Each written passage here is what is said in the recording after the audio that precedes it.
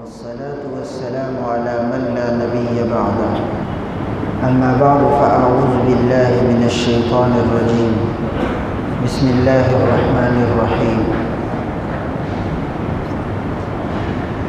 أيحب أحدكم أن يأكل لحم أخيه ميتا فكرهتموه. آمنت بالله صدق الله العظيم. اللهم صل وسلم على سيدنا ونبينا ومولانا محمد وعلى آل سيدنا ونبينا ومولانا محمد بعدد حسنه وجماله.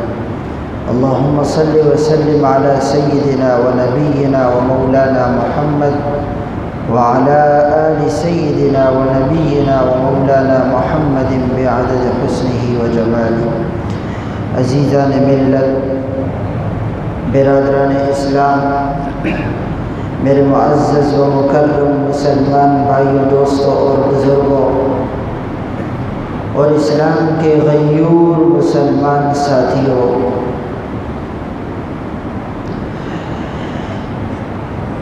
انسان بھائی اپنی بہن سے محبت کرتا ہے، باپ اپنے بیٹے سے محبت کیا کرتا ہے، اسی طرح شوہر اپنی بیوی سے، بیوی اپنے شوہر سے محبت کیا کرتے ہیں۔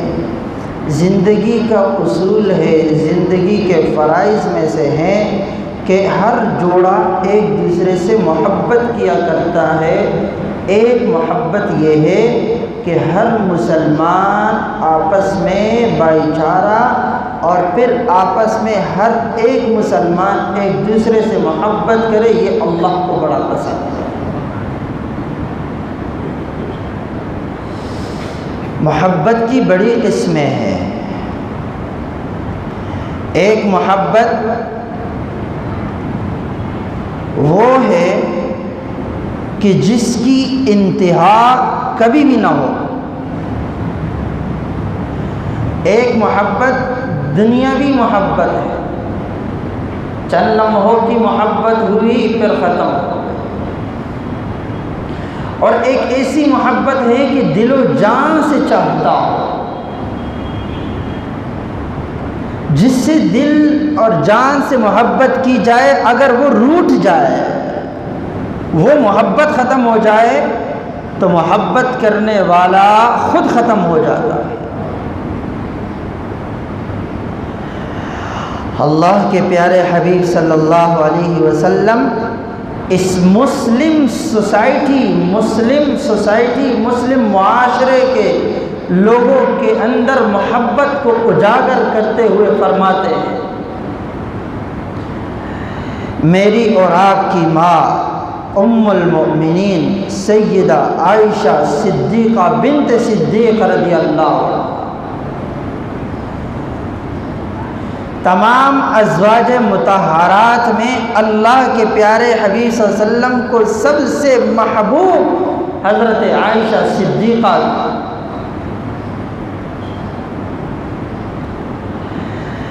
ایک مرتبہ حضرت عائشہ سے پیغمبر کونین کہنے لگے، اے عائشہ، اللہ خود بھی بڑے نرم ہے، اللہ بڑے نرم مزاج ہیں، اللہ بڑے محبت کرنے والے ہیں، لیکن عائشہ اس شخص سے کہ جو اپنے مسلمان بھائی کے ساتھ نرمی کا سلوک کرے، اللہ اس کے ساتھ نرمی کا سلوک فرماتا ہے۔ عجب محبت تھی عائشہ سے، تو عائشہ سے دل کی ہر بات، ہر راز کھول کے رکھتی ہے۔ اور فرمایا کہ محبت ایک ایسا لفظ ہے، ایسا جملہ ہے، اگر اسے شریعت کے دائرے میں رکھ دیا جائے، سبحان اللہ، پورا معاشرہ معطر ہو جاتا ہے۔ لیکن ہمارے اس معاشرے نے اس محبت کے نام کو بڑا داغدار کر دیا ہے، بڑا بیکار کر دیا۔ محبت اتنا بدنام کر دیا اس لفظ محبت کو کہ آج محبت ایک گھٹیا جگہ پر استعمال کی جاتی ہے۔ لیکن میں نے اور آپ نے تو رسول اللہ کی مبارک زندگی اپنے اندر لانی ہے، تو یہ دیکھیے کہ صحابہ کی محبت پیغمبر سے کتنی، تابعین کی محبت صحابہ سے کتنی، تبع تابعین کی محبت تابعین سے کتنی، بزرگوں کی محبت تبع تابعین سے کتنی، ابدال کی محبت بزرگوں سے کیسی۔ آج تک یہ محفل، یہ راستہ، یہ محاورہ چلا آیا کہ جب دعا کیا کرتے ہیں تو اے اللہ تبع تابعین، بزرگوں، ابدال، اے اللہ صحابہ کا واسطہ دیا کرتے ہیں، پیغمبر تک پہنچتے ہیں۔ یہ بھی ایک محبت ہے۔ تو فرمایا وَلَا يَغْتَبْ بَعْضُكُمْ بَعْضًا، اس محبت کو بدنام نہ کرنا۔ اس محبت کو ٹکڑے ٹکڑے کہاں کیے جاتے ہیں؟ وَلَا يَغْتَبْ بَعْضُكُمْ بَعْضًا، جب ایک دوسرے کے درمیان غیبت کی جائے۔ اور میرے عزیزو، اللہ کے پیارے حبیب صلی اللہ علیہ وسلم نے فرمایا الغیبت اشد من الزنا، چھوٹا گناہ ہے زنا، چھوٹا گناہ، لیکن غیبت کرنا زنا سے بھی بڑھ کر ہے۔ اللہ ہر مسلمان کی حفاظت فرمائے۔ اور یہ غیبت آج میرے عزیزو ہمارے گھر اور پھر ہمارے جہاں ہم بیٹھتے ہیں، جہاں ہماری مجلس لگتی ہے، جہاں ہمارے دوستوں کے آپس میں گیدرنگ لگتی ہے، جس مجلس میں، جس گیدرنگ میں غیبت نہ ہو وہ محفل ہی نہیں سجتی۔ وَلَا يَغْتَبْ بَعْضُكُمْ بَعْضًا، تو آپس میں غیبت نہ کرنا۔ اس سے کیا ہوگا؟ اس سے معاشرہ، سوسائٹی، گھر بار، خاندان اجڑ جاتے ہیں، ٹکڑے ٹکڑے ہو جاتے ہیں۔ اور رسول اللہ صلی اللہ علیہ وسلم نے فرمایا، بلکہ اللہ رب العالمین خود بتلا رہے، أَيُحِبُّ أَحَدُكُمْ أَن يَأْكُلَ لَحْمَ أَخِيهِ، میں آپ سے سوال کرتا ہوں، جتنے بھی لوگ بیٹھے ہوئے ہیں، کیا آپ میں سے کوئی یہ چاہتا ہے کہ کوئی اپنے مردار بھائی کا گوشت کھا لے؟ کوئی چاہے گا؟ کسی کا بھائی ہو یا بیٹا ہو، اس کا جنازہ یہاں رکھ دیا جائے اور اس کا گوشت کاٹ کے کسی کو کھلایا جائے، کوئی کھائے گا؟ نہیں کھائے گا۔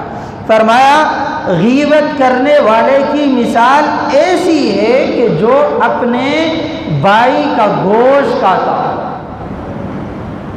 ایحب احدکم، ایک صحابی آئے اور رسول اللہ صلی اللہ علیہ وسلم سے عرض کیا، یا رسول اللہ غیبت کیا چیز ہے؟ یا رسول اللہ غیبت کیا ہے؟ حضور علیہ السلام نے فرمایا وہ کلام جس کے کرنے پر آپ کے دوسرے مسلمان بھائی کو تکلیف پہنچے، یہ غیبت ہے۔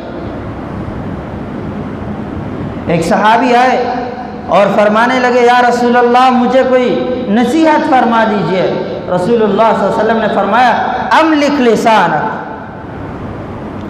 اپنی زبان کو کنٹرول میں رکھو۔ حضرت صدیق اکبر رضی اللہ عنہ ایک مرتبہ صبح سویرے اپنے گھر سے باہر آئے اور اپنی زبان کو یوں پکڑ کر کہتے ہیں، مجھے تجھ سے ڈر لگتا ہے، کہیں تیری وجہ سے مجھے ہلاک نہ کر دیا جائے، میں ہلاک نہ ہو جاؤں۔ اب لکھ لسانک، ہمارے کاروبار میں دیکھیں، کاروباری فیلڈ میں جا کے دیکھیں، میرے عزیزو جس کو یہ نہ کہہ دیا جائے تیری بہن کی ایسے کاروبار سچتا ہے۔ چلو میں اس شخص سے سوال کرتا ہوں جو اپنے جگہ پہ بیٹھا رہتا ہے، بتائیں وہ ایک دن میں کتنی گالیاں سنتا ہے؟ غلط بول رہا ہوں؟ بچے کی پہلی زبان چلتی ہے، فرمایا کہ بچے کی تربیت ایسی ہو کہ بچے کی زبان سے پہلا لفظ یہ نکلے، پہلا جملہ یہ نکلے، لا الہ الا اللہ، الحمدللہ، اللہم انی، یہ دعائیں ہوں، کلمات ہو، کلمات خیر بچے کی زبان سے ابتدائی الفاظ ہو یہ نکلے. لیکن میرے عزیزو بڑے افسوس سے کہنا پڑتا ہے ہمارے بچے جب گالیاں دیتے ہیں ماں باپ خوش ہوتے ہیں. میں نے اپنی اس مختصر سی زندگی میں بڑے ناکارہ تجربے کے ساتھ میرے عزیزو میں آپ کو یہ بتلانا چاہتا ہوں کہ میں نے ایسے والدین بھی دیکھے ہیں، بلکہ میں نے ان سے یہ بات خود سنی ہے کہ وہ کہتے ہیں ہمارا بچہ گالی دینے میں بڑا ایکسپرٹ ہے. ذرا آپ تو اس کی گالی سنو. افسوس، غلط ہے. کیا رسول اللہ بتلاتے ہیں املک لسانک، اپنی زبان کو کنٹرول میں رکھو. اس زبان کی وجہ سے میرے عزیزو اجڑے ہوئے گھر، اگر یہ زبان صحیح سالم ہو اجڑے ہوئے گھر آباد ہو جاتے ہیں، اور اگر یہ زبان کنٹرول سے باہر ہو جائے، دائرے سے نکل جائے، تو ہنستے بستے کھلتے ہوئے گھر بھی اجڑ جاتے ہیں، خاندان کے خاندان ٹوٹ جاتے ہیں، بکھر جاتے ہیں. تو کیا فرمایا؟ ایک دوسرے سے محبت کریں. رسول اللہ صلی اللہ علیہ وسلم کی تعلیمات کیا تھی؟ ایک مرتبہ ایک صحابی رسول صلی اللہ علیہ وسلم دوسرے صحابی کے بارے میں کہتے ہیں کہ تو ایک غلام کے پیٹ سے جنا ہوا ہے.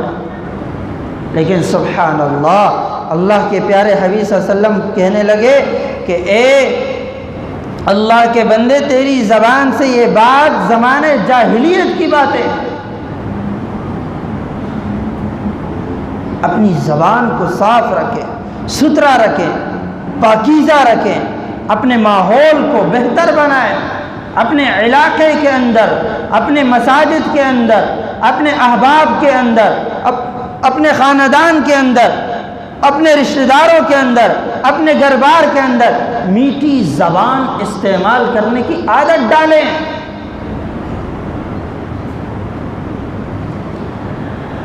ہمارے مسلمانوں کے درمیان سے محبتیں ختم ہوئی تو میرے عزیزو آپ بھی اس بات کے گواہ ہیں. کوئی کافر اٹھتا ہے، مسلمانوں کو شوٹ کرتا ہے، مسلمانوں پر انگلی اٹھاتا ہے، مسلمانوں کو مارتا ہے، وہ یہ نہیں دیکھتا کہ کون ہے، یہ بریلوی ہے، یہ دیوبندی ہے، یہ کون ہے، کس جماعت سے تعلق رکھتا ہے. نہ بلکہ وہ اس نشانے پر گولی چلاتا ہے کہ ہر ایک کی زبان سے ایک ہی جملہ نکلتا ہے، لا الہ الا اللہ محمد الرسول اللہ. یہ محمد عربی پر ایمان لانے والے، یہ آخری نبی پر ایمان لاتے ہیں، اس وجہ سے اس کو شوٹ کیا جاتا ہے.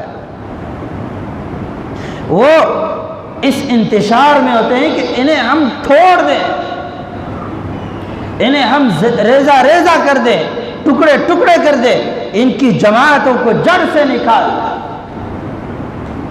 لیکن ہم، میرے عزیزو، میں بڑے دور نہیں جاتا، میں اتنی سی بات کہتا ہوں کہ آج میرے روڈوں سے نہیں، میرے سڑکوں سے نہیں، میرے شاہراہوں سے نہیں، میری مارکیٹوں سے نہیں، میرے بازاروں سے نہیں، میرے کاروبار سے نہیں، بلکہ میرے اپنے گھروں سے محبتیں روٹ چکی ہیں. بھائی بھائی کا گریبان پکڑتا ہے. دوست تو بڑے دور کی بات ہے، بھائی بھائی کا گریبان پکڑ رہا. کیوں؟ کاروباری سلسلے میں. تو رسول اللہ صلی اللہ علیہ وسلم نے تعلیمات جو دی ہیں اس میں سب سے پہلے ایک صحابی آئے اور کہنے لگے یا رسول اللہ نصیحت فرما دیجئے. رسول اللہ صلی اللہ علیہ وسلم نے فرمایا املک لسانک، اپنی زبان کو کنٹرول میں رکھ. اور دوسری بات، ایک اور صحابی آئے، فرمایا یا رسول اللہ کوئی مختصر سی نصیحت فرما دیجیے. یا رسول اللہ ایسی نصیحت فرما دیجیے جس پر میں عمل کر سکوں. اللہ کے پیارے حبیب صلی اللہ علیہ وسلم نے فرمایا ہر نماز کو ایسی نیت سے پڑھا کر کہ گویا وہ تیری آخری نماز ہو زندگی کی. اور دوسری بات کیا فرمائی؟ فرمایا املک لسانک، اور اپنی زبان کو کنٹرول میں رکھ. دونوں صحابی آئے، ایک نے کہا یا رسول اللہ نصیحت فرما دیجئے، اور ایک نے کہا یا رسول اللہ مختصر سی نصیحت فرمائے جس پر میں عمل کر سکوں۔ دونوں کو ایک ہی حکم دیا، اپنی زبان کو کنٹرول میں رکھو۔ اخلاق کیا ہیں نبی کے؟ نبی علیہ السلام کے اخلاق کو دیکھ کر میرے عزیزوں کفار ایمان لائے، لیکن میرے اور آپ کے اخلاق کو آج دیکھ کر بائی سے الگ ہو رہا۔ ایک گھر میں ہنستے بستے کھلتے ہوئے بچے جب نوجوانی کو پہنچے الگ ہونے کی سوچتے ہیں۔ یہ کیا ہے؟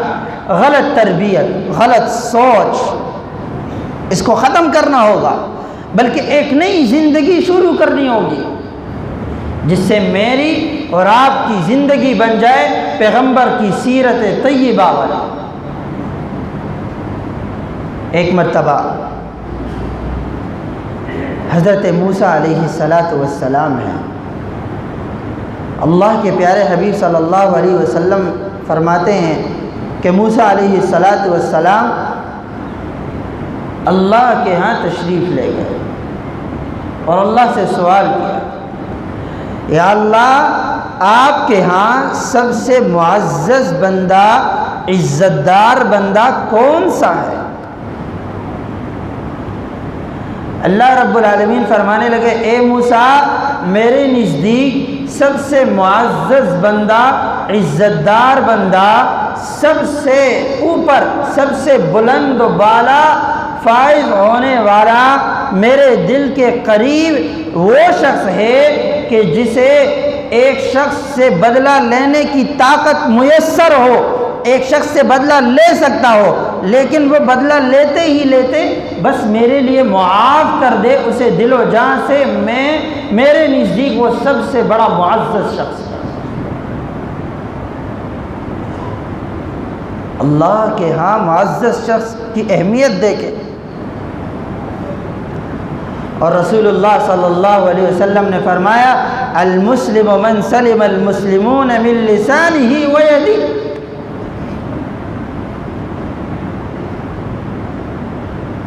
کہ مسلمان شخص کے بارے میں بتلا رہے